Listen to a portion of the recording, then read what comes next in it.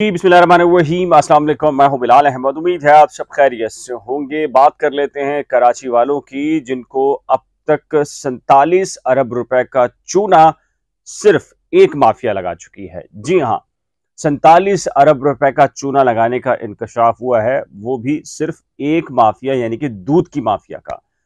मुसाबकती commission ने जो report जारी की है उसमें बताया है कि दूध फरोख्त करना और जहां से दूध आता है, फिर जहां दूध सप्लाई होता है और जो ये पूरी चेन है इसके अंदर, और जो खासकर फिर रेट तय किया जाता है, इसमें एक ऐसी चेन मौजूद है, एक ऐसा ताकतवर तरीन माफिया मौजूद है जो कि कराची के शहरियों को सालाना करोड़ों रुपए, और अब तक की मुसाबकती कमीशन की एक रिपोर्ट है उसमें बताया गया है कि 47 अरब रुपए का घपला और कराची के शहरियों को चूना लगाया गया है। कौन है ये आखिर, और इनके पीछे कौन कौन मौजूद है, और ये किस तरीके से नेटवर्क चलाया जा रहा है, और इस पर बात क्यों नहीं की जा रही कि दूध के नर्ख क्या होने चाहिए, दूध कहाँ से आना चाहिए, उसकी उसकी क्वालिटी के ऊपर बात क्यों नहीं होती। तो आज मैं आपको बताता हूँ कि एक शहरी हैं, बल्कि एक वकील साहब हैं, और वो डट गए हैं, और उन्होंने जब इस केस को अदालत में लेकर आए हैं और रिपोर्ट पेश की है तो पता चला है कि जी ये मामला ही बहुत बड़ा घपला है। ये मामला नहीं है, ये छोटा सा करप्शन का मामला नहीं है, ये बहुत बड़ा एक घपला है कि कराची वाले जो दूध खरीद रहे हैं, पहली चीज तो ये कि वो क्वालिटी नहीं है, उस क्वालिटी का नहीं है जिस क्वालिटी का दूध पीछे से आता है। पता चलता है कि रास्तों में दरमियान में पहले गवाला कुछ पानी डालता है, फिर दुकानदार, और इस तरीके से ये जो दूध एक्चुअल प्राइस तय होती है सरकारी, जो कि मनमानी है दूध माफिया की, उसके ऊपर ली जाती है, लेकिन जो कराची के शहरियों को दूध फराम किया जाता है उसके अंदर भी क्वालिटी पे कंप्रोमाइज है और उसमें पानी मिलाया जाता है। ये मामला क्या है मैं आपको बताता हूं। देखिए, जैसे वाटर बोर्ड के हवाले से है कि कराची शहर में पानी की कमी नहीं है, पानी मौजूद है, लेकिन पानी आपको सरकारी लाइनों के जरिए नहीं मिलेगा।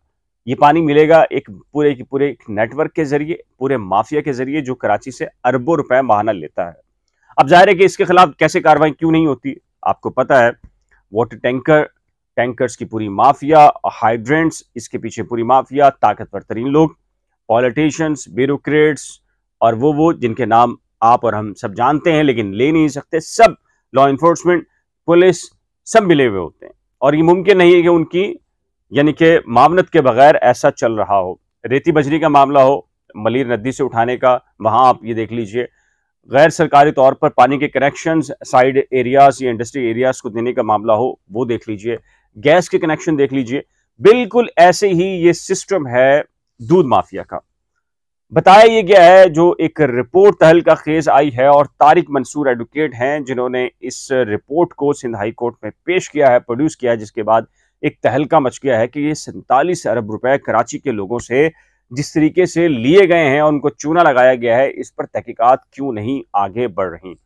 जी हाँ, मामला यह है कि जिस तरीके से बाकी कार्टलाइजेशन है, बाकी माफियाज काम करते हैं, जैसे ही उनके ऊपर हाथ डाला जाता है तो वो सिस्टम को ब्लॉक कर देते हैं। आम जो तरसील है और सप्लाई है किसी भी आइटम की, तो उसको बंद कर देते हैं। बिल्कुल ऐसे ही दूध माफिया है। लेकिन दूध माफिया के बारे में कहा जाता है कि जी एक गवाला, अब वो गवाले नहीं है जिसके पास 2 4 6 भैंसे हों, एक एक हजार भैंसे रखने वाले ऐसे इंडस्ट्रियलिस्ट, ताकतवर ब्यूरोक्रेट्स, पॉलिटिशियंस, और फिर वो लोग, ठीक है, उन सब ने अपने अपनी क्या कहते हैं बाड़े खोल लिए हैं, और बाड़े नहीं है बल्कि फार्म हाउसेस हैं, और मुख्तलिफ मकामात पर हैं, जिसमें 10,000 तक 20,000 तक भैंसे हैं।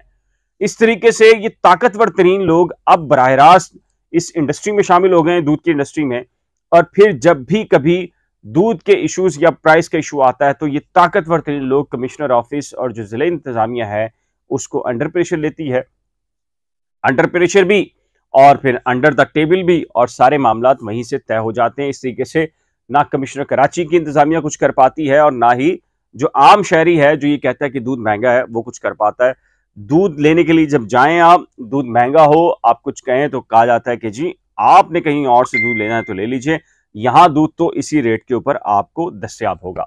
तो अब ये तारिक मंसूर हैं, इन्होंने जो दरखास्त दायर की है उसमें चीफ सेक्रेटरी भी हैं, कमिश्नर कराची भी है। फिर इनका ये कहना है कि ये जो प्राइस का जो तय करने का मामला है, ये प्राइस जो है वो कमिश्नर कराची का इस्तेहकाक नहीं है। ये ब्यूरो एंड सप्लाई एक डिपार्टमेंट बनाया गया था, सिंध हुकूमत का बनाया गया, और उन्होंने ये कहा है कि इसमें 1100 से ज्यादा अमला है। कराची जो सिंध का जो bureau and supply prices control जो डिपार्टमेंट है, लेकिन वो कुछ नहीं कर रहा। कमिश्नर ऑफिस से और ज़िला इंतज़ामिया के मुख्तलिफ जो डिपार्टमेंट्स हैं वो प्राइस तय करते हैं, और ये सब कुछ मिली भगत से होता है। पूरा की पूरा एक नेटवर्क है, ये नेटवर्क काम कर रहा होता है, और ये नेटवर्क के ज़रिए ये तमाम के तमाम कराची वालों को चूना लगाया जा रहा है। अब ये दरख्वास्त दायर हुई है, अब देखना ये है कि इस दरख्वास्त के ऊपर क्या समाअत होती है, क्या होता है, कुछ होगा भी नहीं होगा। आम तौर के ऊपर कुछ बड़ी बड़ी चीज़ें आ जाती हैं हमारे सामने, लेकिन होता कुछ नहीं है। अब देखते हैं जी। तारिक मंसूर एडवोकेट हैं, और उन्होंने ये दरख्वास्त तो दायर कर दी है, लेकिन इस दरख्वास्त पर कुछ होगा या नहीं होगा ये आने वाला वक्त बताएगा। लेकिन मेरा ख्याल है कि आपको भी अंदाजा है कि जी क्या होगा और क्या नहीं होगा। अपनी कीमती राय का इजहार नीचे दिए गए कमेंट सेक्शन में जरूर तहरीर कीजिएगा। एक नए ब्लॉग के साथ जल्द मिलेंगे, लेकिन जाने से पहले रिक्वेस्ट है कि जी अगर आपने करंट अफेयर्स विद बिलाल और नई खोज को अभी तक सब्सक्राइब नहीं किया तो बराए करम सब्सक्राइब, शेयर, लाइक और बेल आइकन को लाजमी प्रेस कीजिएगा। खुदा हाफिज।